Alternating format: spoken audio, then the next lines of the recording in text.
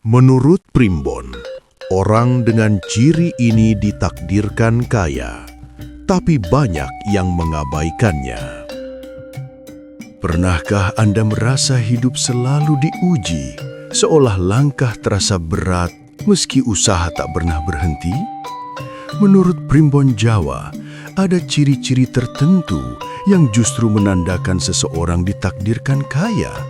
Namun ironisnya, sering diabaikan karena dianggap sebagai kesialan.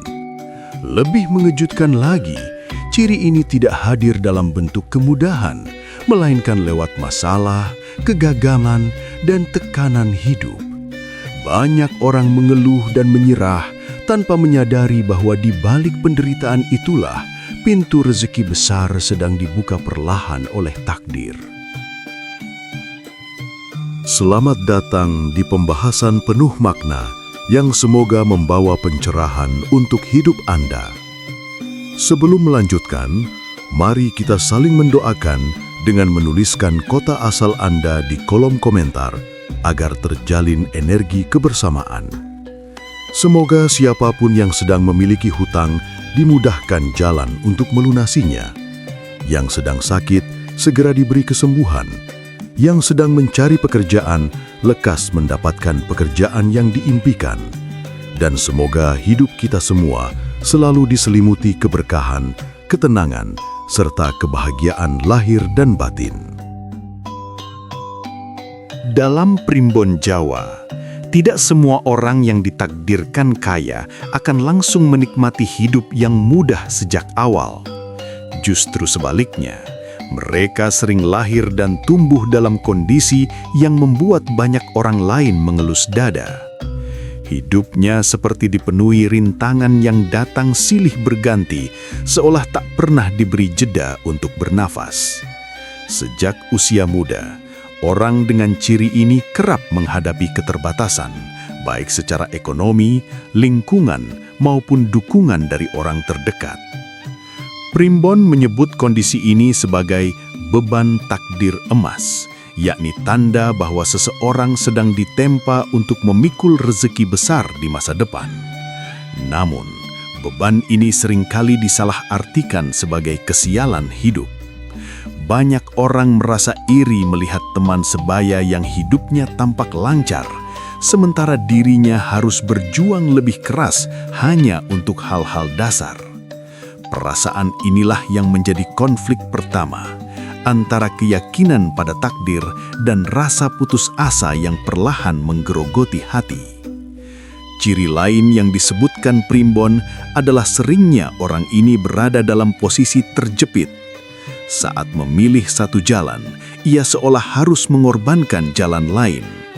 Tidak jarang, ia dipaksa mengambil keputusan sulit tanpa memiliki cukup pilihan. Dari sudut pandang biasa, ini tampak seperti hidup yang tidak adil. Namun menurut Primbon, kondisi ini justru melatih ketegasan batin, keberanian mengambil risiko, dan kemampuan bertanggung jawab.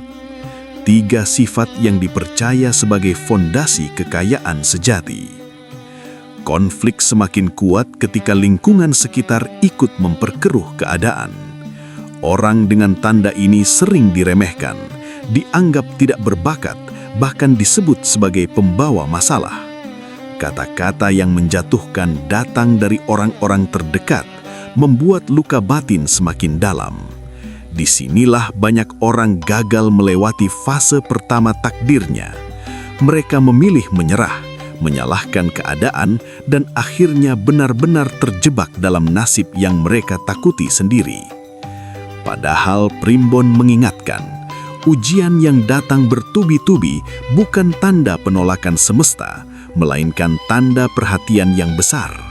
Seperti besi yang ditempa berkali-kali sebelum menjadi pedang tajam, manusia dengan ciri ini sedang dibentuk mentalnya. Setiap kegagalan menyimpan pelajaran tersembunyi, setiap kehilangan menyisakan kecerdikan baru, dan setiap kesedihan memperluas kedewasaan jiwa. Yang menarik, Primbon juga menyebut bahwa orang dengan beban takdir emas sering memiliki firasat kuat meski awalnya tidak disadari.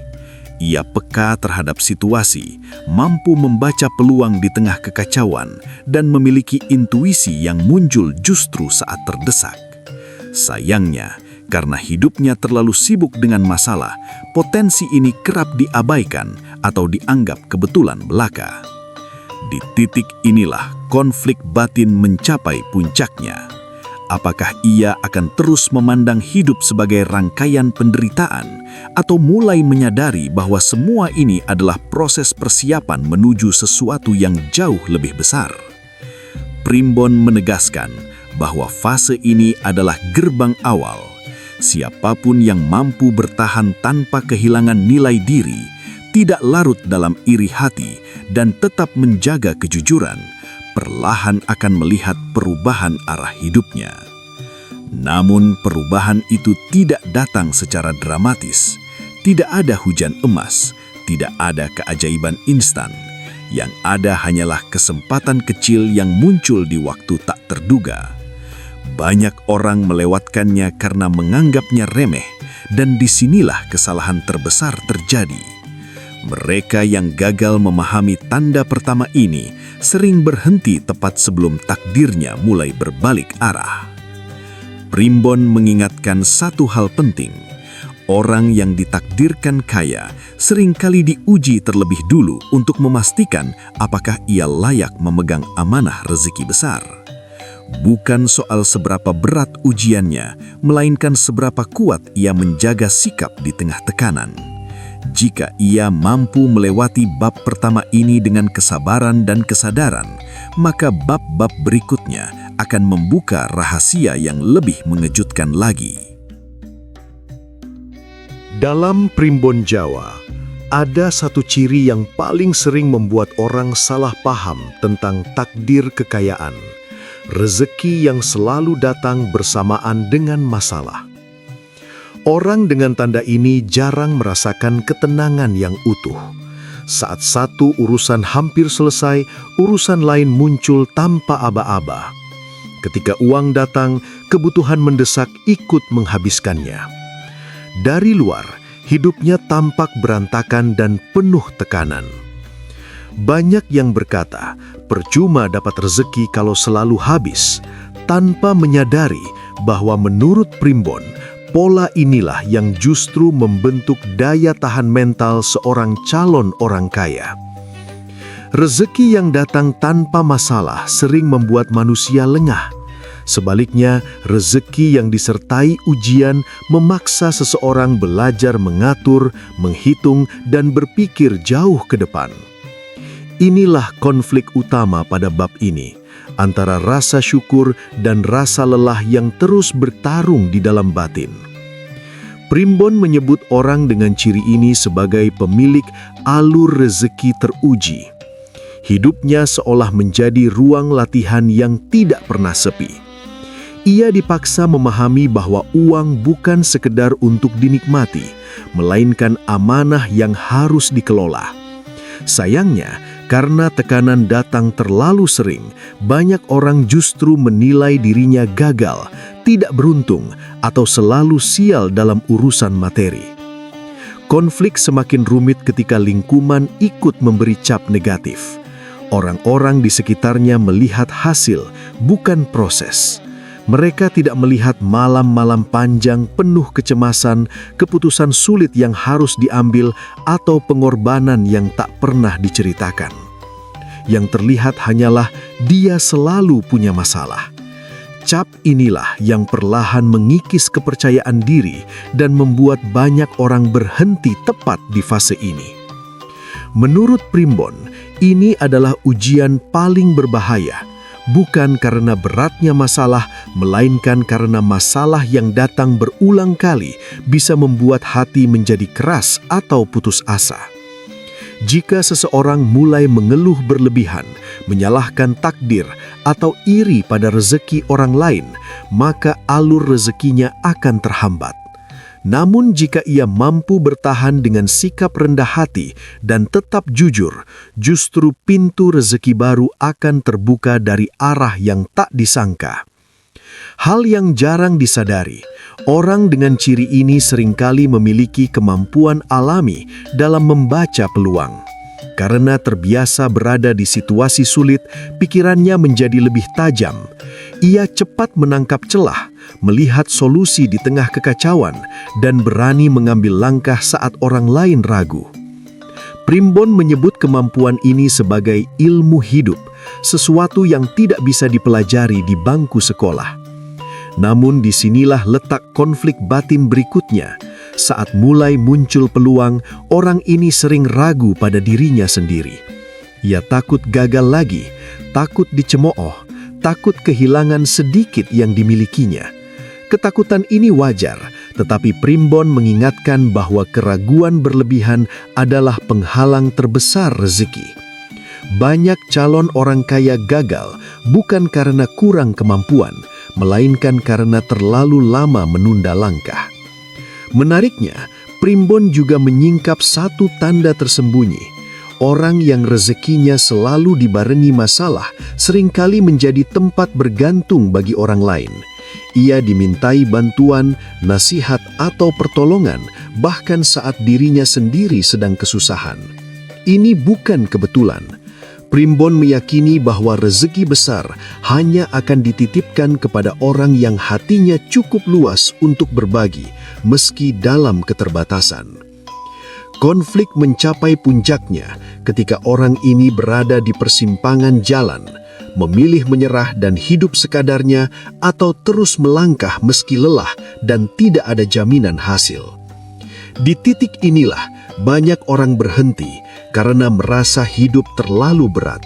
Padahal menurut Primbon, siapapun yang mampu melewati fase ini tanpa kehilangan empati dan kejujuran sedang sangat dekat dengan perubahan besar dalam hidupnya.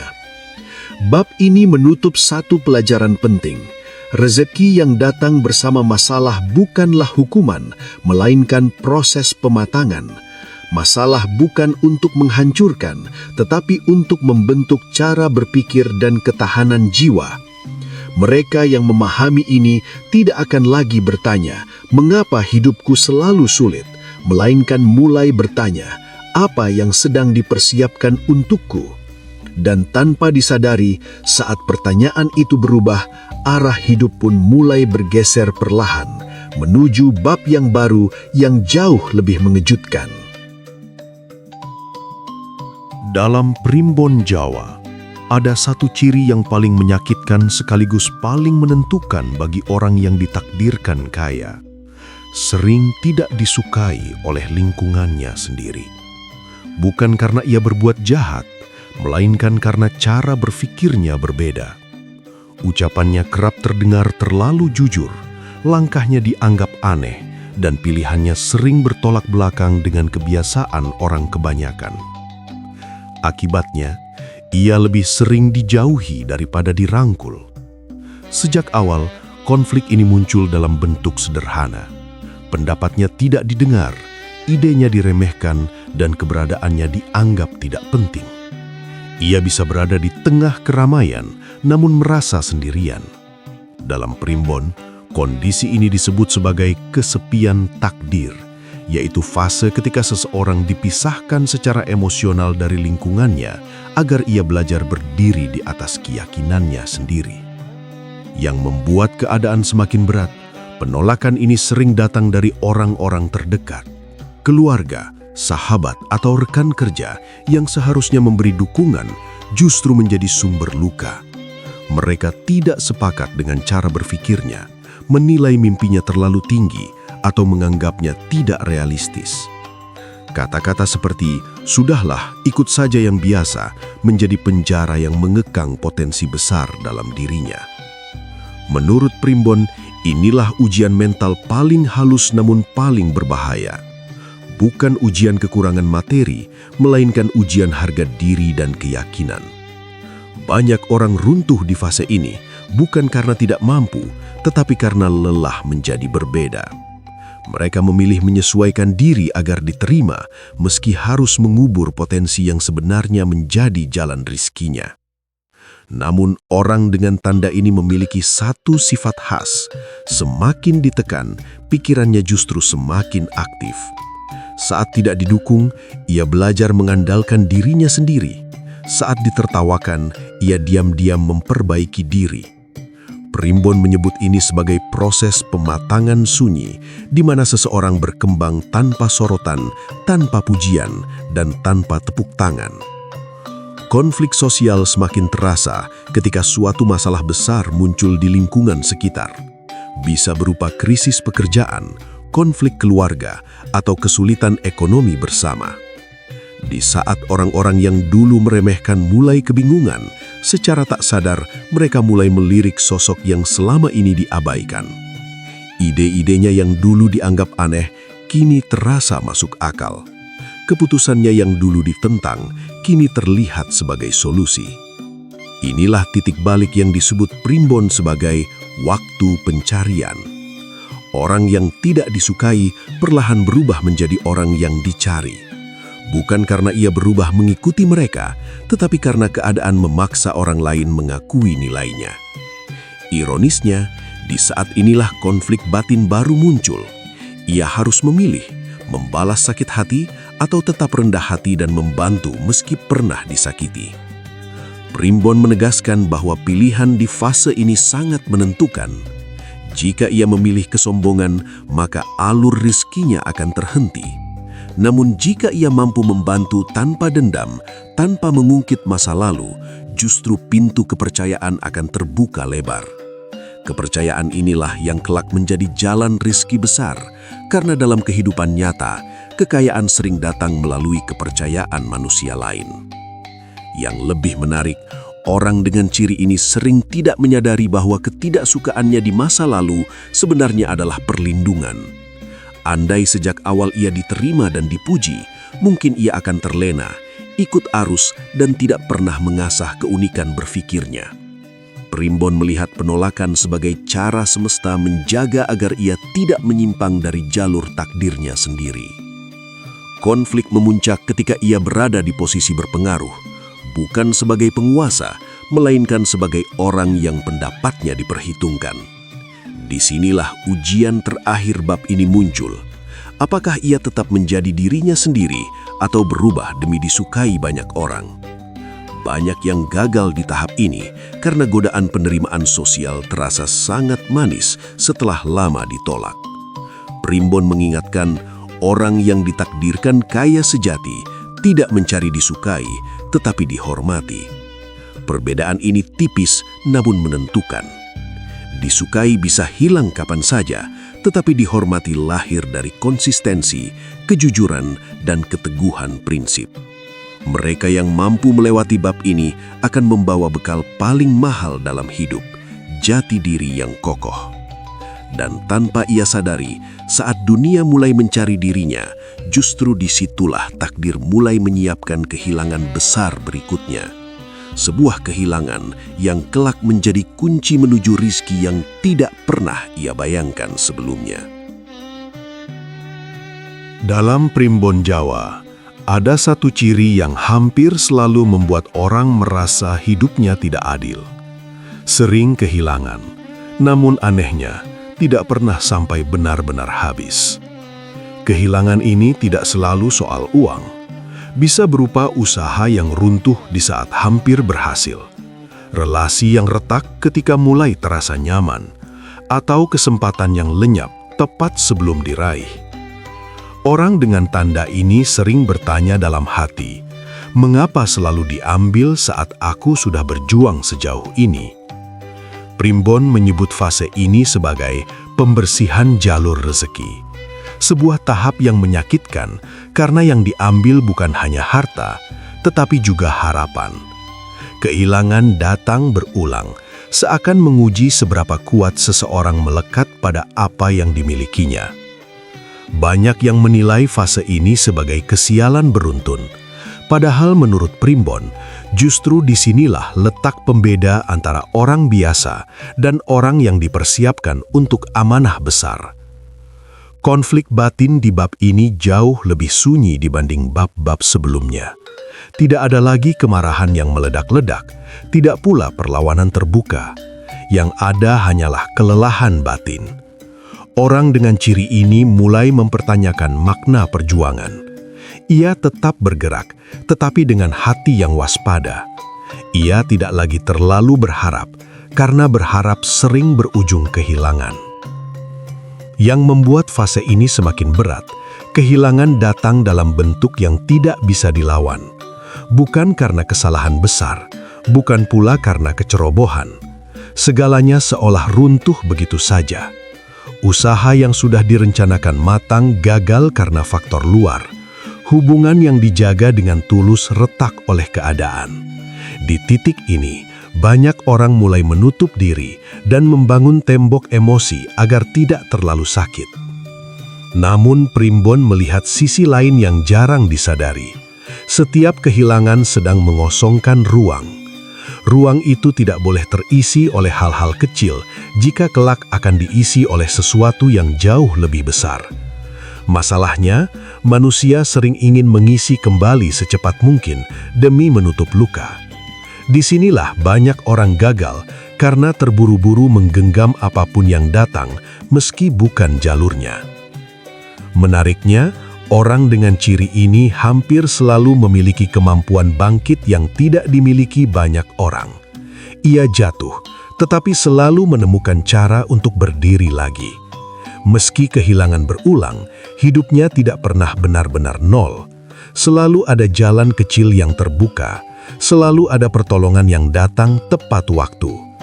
Primbon menyebut ini sebagai tali rezeki panjang, tanda bahwa alur hidupnya dijaga meski terus diuji. Konflik semakin dalam ketika orang ini mulai menyadari pola tersebut.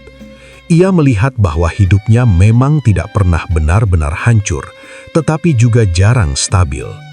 Disinilah ujian keikhlasan muncul.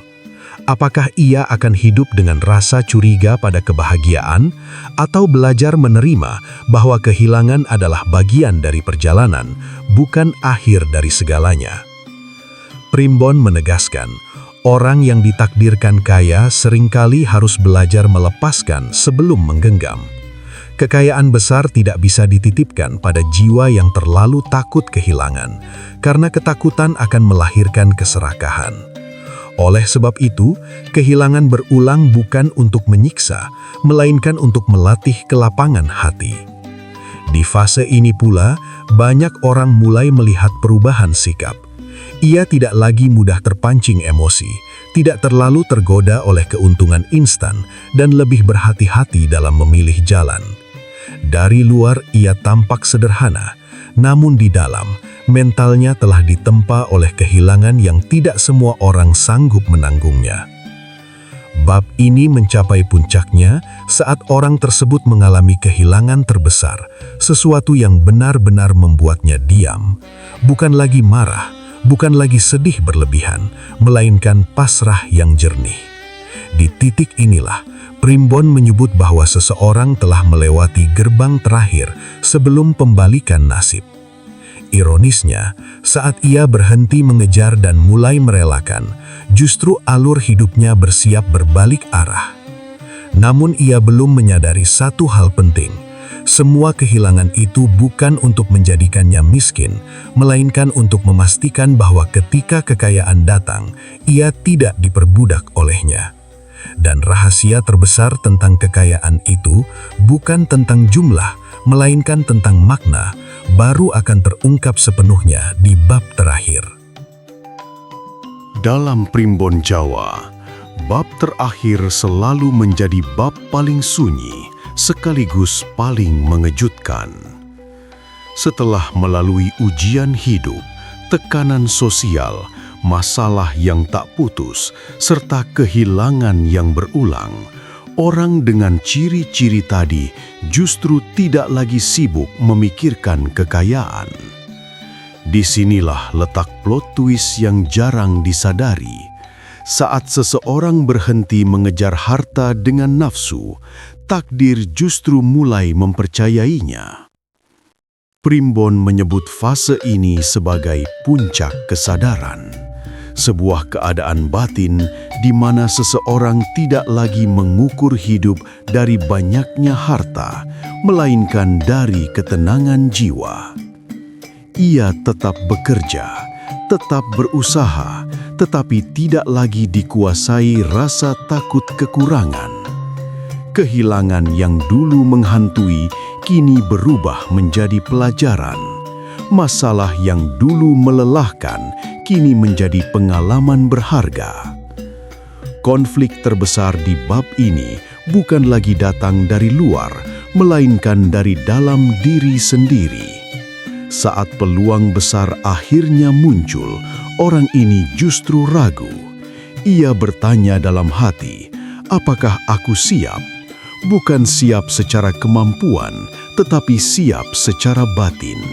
Karena Primbon mengajarkan satu hal yang jarang dibicarakan. Kekayaan yang datang terlalu cepat pada jiwa yang belum matang bisa menjadi sumber kehancuran. Yang mengejutkan, peluang besar itu sering datang dalam bentuk kepercayaan, bukan uang. Seseorang menitipkan usaha, orang lain menyerahkan tanggung jawab besar. Kesempatan terbuka bukan karena promosi, melainkan karena reputasi. Orang-orang mulai melihatnya sebagai sosok yang bisa diandalkan, jujur, dan tenang di tengah krisis. Inilah bentuk kekayaan pertama yang sering diabaikan, kepercayaan manusia. Primbon menegaskan bahwa harta terbesar bukanlah uang, melainkan nama baik. Orang yang telah melewati bab-bab sebelumnya tanpa kehilangan nilai hidupnya akan memancarkan wibawa alami. Ia tidak perlu memamerkan keberhasilan, justru kesederhanaannya membuat orang lain merasa aman menitipkan urusan besar. Dari sinilah alur rezeki berubah drastis, namun tetap terasa wajar dan tidak mencolok. Plot twist semakin terasa saat orang ini menyadari satu kebenaran pahit. Andai sejak awal hidupnya mudah, ia mungkin tidak akan sampai di titik ini. Andai ia tidak diremehkan, mungkin ia tidak akan belajar mandiri. Andai ia sering kehilangan, mungkin ia akan terikat pada hal-hal kecil. Semua penderitaan yang dulu ia benci ternyata adalah syarat agar ia tidak rusak saat diberi kelimpahan. Primbon menyebut kondisi ini sebagai kaya yang tidak ribut, tidak selalu terlihat dari luar, tidak selalu penuh kemewahan, tetapi stabil, luas, dan berjangka panjang. Kekayaannya tidak hanya untuk diri sendiri, melainkan mengalir ke sekitarnya. Ia mampu menolong tanpa merasa lebih tinggi, memberi tanpa merasa kehilangan. Di titik inilah makna ditakdirkan kaya benar-benar berubah, bukan tentang angka di rekening, melainkan tentang kapasitas jiwa. Takdir tidak menilai seberapa besar keinginan seseorang terhadap harta, tetapi seberapa siap ia memegang amanahnya. Dan kesiapan itu hanya bisa dibentuk lewat jalan yang berat, berliku, dan sering disalahpahami. Bab ini ditutup dengan kesadaran paling sunyi. Orang yang benar-benar ditakdirkan kaya sering tidak sibuk membuktikan apapun. Ia tidak perlu terlihat berhasil karena hidupnya sudah terasa cukup. Dan justru dari rasa cukup itulah pintu kelimpahan terbuka lebih luas dari sebelumnya. Inilah rahasia yang paling banyak diabaikan. Banyak orang mengejar kekayaan tanpa menyadari bahwa yang dikejar seharusnya adalah kelayakan diri sendiri. Saat kelayakan itu tercapai, kekayaan bukan lagi tujuan, melainkan akibat. Dan ketika seseorang sampai pada titik ini, Primbon menyebutnya telah selesai dengan ujiannya. sisanya bukan lagi tentang seberapa tinggi ia melangkah, tetapi seberapa lurus ia menjaga arah hingga takdir menyerahkan rezeki tanpa perlu diminta. Sebesar apapun petunjuk primbon dan sedalam apapun makna tanda-tanda kehidupan yang telah kita bahas, ingatlah bahwa semua itu hanyalah sarana untuk merenung, bukan untuk menggantikan iman. Pada akhirnya, segala bentuk rezeki, ujian, dan jalan hidup sepenuhnya berada dalam kehendak Allah Subhanahu wa Ta'ala. Dialah sebaik-baik perencana yang mengetahui kapan hambanya perlu diuji dan kapan hambanya pantas diberi kelapangan. Jadikan setiap usaha sebagai ikhtiar, setiap doa sebagai penguat hati, dan setiap hasil sebagai pelajaran yang mendekatkan diri kepadanya.